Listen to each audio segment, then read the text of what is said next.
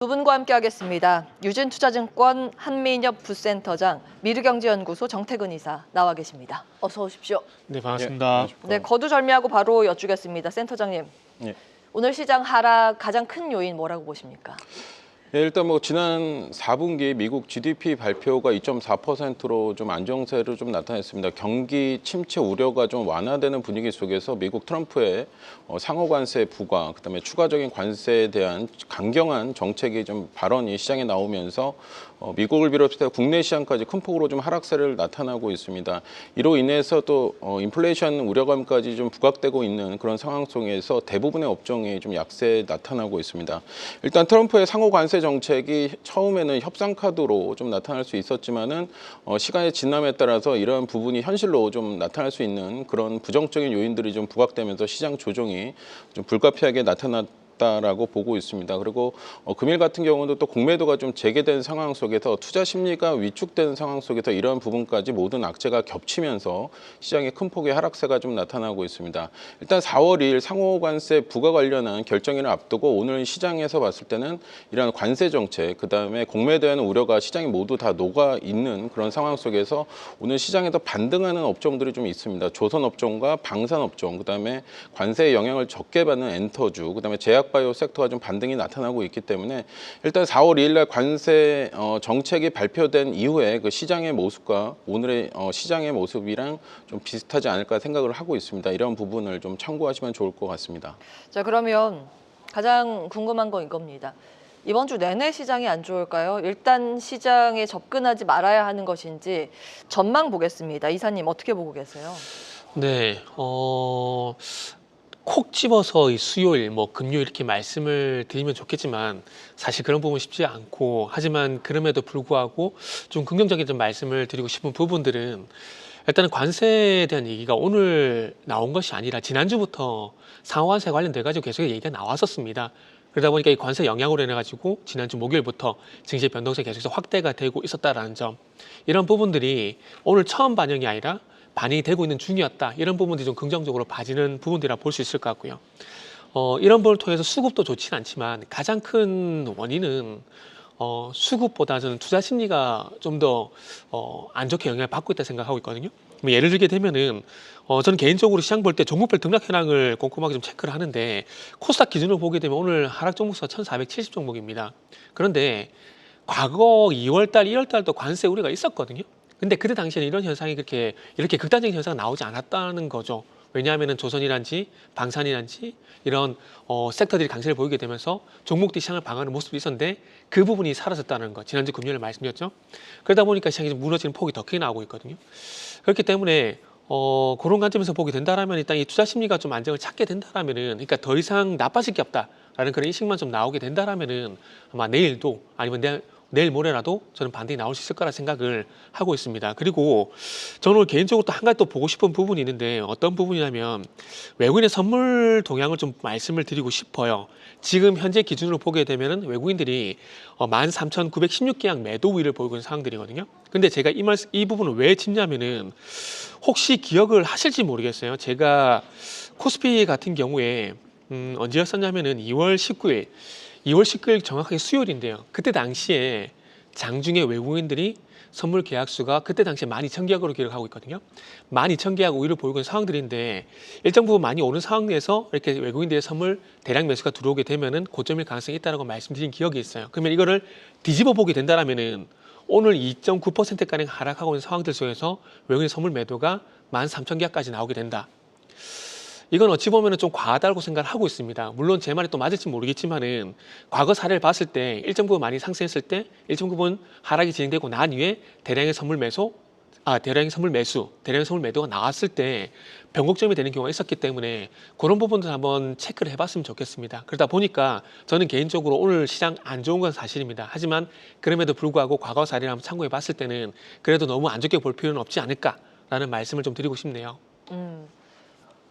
대규모의 매수나 매도가 한번 나오면 수급이 전환될 가능성이 있기 때문에 오늘 정도의 낙폭 수준에서 더 크게 밀리지 않을 것이다라고 보셨습니다. 내일 정도 그 뭐 그 다음 거래일 정도의 반등 가능성 말씀 주셨는데 그런 의견을 주시는 분이 굉장히 드물기 때문에 조금 더 추가적으로 질문 드리겠습니다. 이사님, 네. 만약에 반등을 보이면 그게 데드캣 바운스일 가능성은 없을까요? 그러면 만약에 반등이 추세적으로 나온다면 오늘 같은 시장에서는 적극적으로 사야 되는 겁니까? 아니면 조금 더 봐야 되는 겁니까? 구체적으로 말씀 주세요. 사실 오늘 같은 날은 사시라고 말씀드려도 못 삽니다. 왜냐하면은 지금 3일 연속 하락기 지수만 보더라도 2625포인트에서 2500포인트까지 이탈된 상황이기 때문에 못 사요. 그런데 걱정하실 필요는 없어요. 왜냐하면은 사실 바닥은 우리 게 아니라고 생각하면 그만입니다. 바닥에서 5%, 10%그 부분은 외국인 기관, 뭐 세력의 것이라 생각을 하고 돌아섰을 때 우리가 따라잡아도 늦지 않다고 보고 있거든요. 그래서 그런 관점에서 저도 오늘 확인해 볼 겁니다. 2월 19일 날 고점에 대한 가능성을 언급을 드렸던 것처럼 지금도 마찬가지로 바닥에 대한 가능성을 언급을 좀 드리고 있는 상황들인데 글쎄요, 데드캣 바운스 저는 거기에 대해서 그렇게 동의를 하고 싶지는 않네요. 왜냐하면은 사실 오른 것도 없고요. 그리고 지지부진한 상황이 작년부터 계속 진행이 되어 왔었던 부분들이 있기 때문에 제가 봤을 때는 미국 시장 흔들리게 되면서 같이 좀 심리적으로 일단 흔들린다 볼 수 있을 것 같아요. 길게 보게 된다라면은 저는 개인적으로 이제 지수 같은 경우는 2,450에서 2,650 구간 사이에 뭐 굳이 박스권을 만들어 본다면 그 구간에서 움직였다고 보고 있거든요. 그리고 어쨌든 제가 이 시간을 통해서 많이 말씀드렸던 부분들이 지수 대형주 상세가 여태껏 아니었었잖아요. 종목 상세였거든요. 그래서 그런 점을 감안해 보게 된다라면은 조금 박스권 내에서 종목 순환매한 흐름이 지속이 되고 있는 상황들이기 때문에 뭐 데드캣 바운스 이런 가능성에 대한 부분들은 그렇게 뭐 어떤 가능성 측면에서도 염두에 두고 있지는 않다라고 말씀드릴 수 있을 것 같습니다. 알겠습니다. 일단 그 한민희 부센터장께서도 앞서서 경기 침체 공포는 지금 너무 이르다, 시기상조다 말씀을 주셨기 때문에 그러면 어떤 섹터에 경기 침체가 오지 않을 가능성을 두고 본다면 어떤 섹터가 좀 대안이 될 수 있을지 보겠습니다. 오늘 장 초반에 조선방산 섹터가 그나마 좀 괜찮더라고요. 물론 지금 다시 시장과 함께 밀리고 있긴 하지만 이게 이제 시장이 보내는 힌트라고 볼 수 있을까요?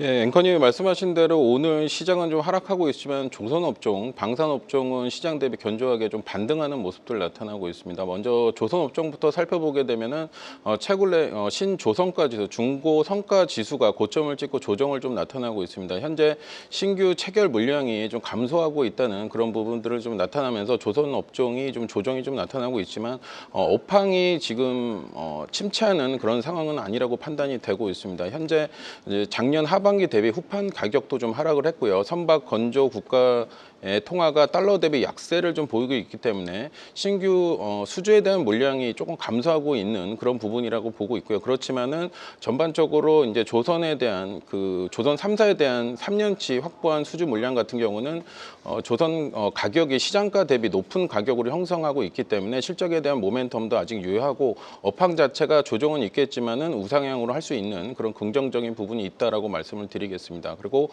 방산 업종도 오늘 좀 시장 대비 견조하게 좀 반등이 좀 나타나고 있는데 일단 유럽연합에서 GDP 한 1.5%를 이제 방위비로 유럽 재무장 관련한 예산으로 지출하겠다고 발표를 했습니다.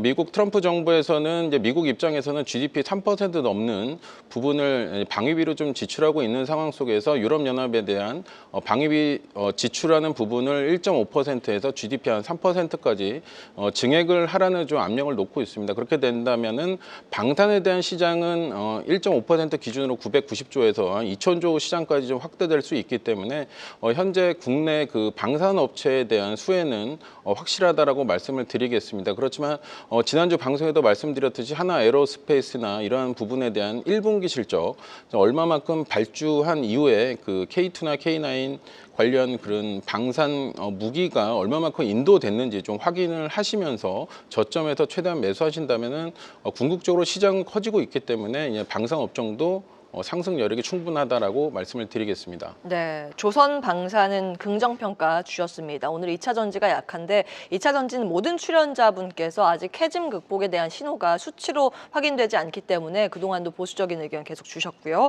반도체 갑니다. 특히 이제 한미 반도체의 낙폭이 오늘 좀 크게 나옵니다. 대차잔고가 많이 요즘 단기간에 급증한 종목이기도 한데 이사님 이건 어떻게 봐야 될까요? 네. 일단은 핑계거리가 있는 것 같아요. 무슨 얘기냐면은 일단은 독점 프리미엄 상실 플러스 잠정 실적 발표됐잖아요. 예상치를 상회한 실적, 요 두 가지가 어찌 보면 공매도 세력 입장에서는 뭐 핑계 그리고 이유가 되지 않을까라는 생각을 좀 하고 있습니다. 그런데 그 이전에 우리가 한번 한미 반도체를 바라볼 때 체크해야 될 부분들이 서두에 말씀드린 이제 독점 프리미엄 상실 이 부분인데, 사실 이 부분에 대한 얘기는 작년부터 꾸준히 얘기가 나왔었거든요. 계속해서 이제 SK그룹과 하나그룹의 이 TC본드 관련돼 가지고 협업 이런 얘기들이 계속 나왔었습니다. 제가 알고 있는 바로는요, 2021년도부터 소위 말하는 하이브리드 본더 요쪽 같은 경우는 한미 반도체가 아니라 하나 쪽과 계속 협력을 해왔다는 얘기가 분명히 있었거든요. 근데 이 얘기를 왜 드리냐면은, 자, 한미 반도체가 잘 생각해 보자고, 2024년 6월 14일까지 19만 6천 원까지 주가가 갔습니다. 이렇게 갈 수 있었던 가장 큰 원동력이 뭘까요?